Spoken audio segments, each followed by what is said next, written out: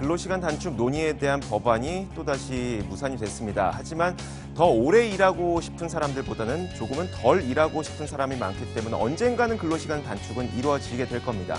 자, 오늘은 그래서 근로시간 단축에 대해서 살펴보는 시간을 잠시 준비해봤습니다.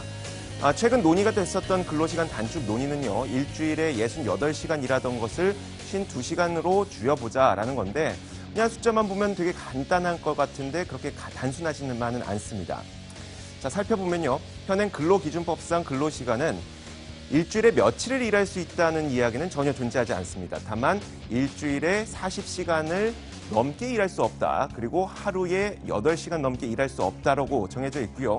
만약에 연장 근로 혹은 야근 이런 것들을 하게 될 경우에는 일주일에 12시간을 넘을 수 없다고 되어 있습니다. 그러면 합쳐보면 40시간 플러스 12시간 해서 52시간인데 왜 우리는 지금까지 이것을 68시간으로 알고 있었을까요? 바로 이것 때문입니다. 휴일 근로 때문인데요. 자, 근로기준법상에는 휴일 근로에 대한 기준은 없습니다. 몇 시간 동안 휴일에 일할 수 있다는 기준은 없고 연장 근로만 일주일에 12시간 일할 수 있다고 적혀 있는데, 다만 고용노동부에서는 이런 유권 해석을 내놓고 있습니다. 한번 이 사례를 살펴보도록 하죠.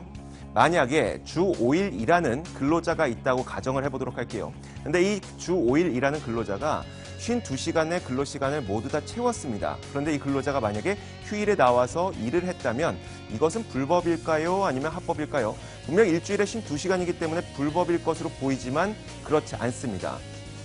바로 고용노동부에서는 이렇게 해석을 했기 때문인데요.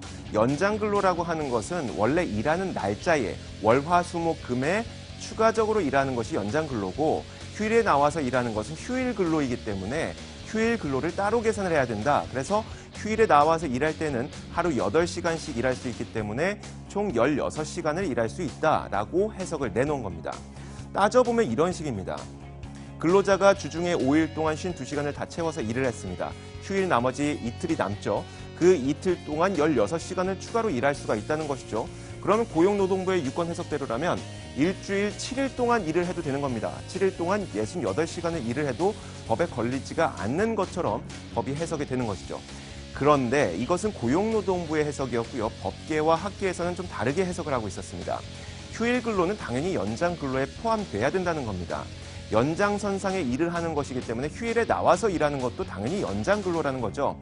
그래서 휴일 근로든 연장, 야간 근로든 관계없이 추가 근로는 딱 12시간만 허용하도록 하자. 그래서 주중에 40시간 일하고 12시간 추가로 일해서 52시간만 일주일에 일할 수 있도록 법으로 정해놓자. 그러니까 법이 있었지만 지켜지지 못했던 것을 지킬 수 있도록 법을 제정해보자는 것이 바로 근로시간 단축 논의였습니다. 그런데 이 근로시간을 단축시킨다는 것이 기업도 마찬가지지만 근로자들도 쉽사리 받아들이기는 어렵습니다. 기업은 너무나도 당연하죠. 근로시간을 단축시켜버리니까 더 많은 인재를 채용을 해야 되는 것이고 인건비 부담이 있습니다. 반대로 근로자들은 월급이 낮은 분들, 연장 수당을 통해서 월급을 채워왔었는데 그 월급이 줄어들어 버리게 되니까 이 근로자들 입장에서도 마땅치는 않습니다. 하지만 이렇게 생각을 바꿔보면 어떨까요? 언제가 됐던 우리나라는 근로시간을 단축하긴 할 겁니다. 삶의 질에 대한 욕구가 높아지고 있고 근로시간을 줄이자는 노력이 계속 이어지기 때문인데요. 그렇다면 언젠가 트렌드상으로 봤을 때 근로시간이 줄어들게 된다면 실제로 법으로 근로시간이 줄어들어서 충격이 오기 전에 미리 시스템을 재정비해서 기업들도 근로자들도 미리미리 준비하는 것은 어떨까요? 시장을 읽는 남자입니다.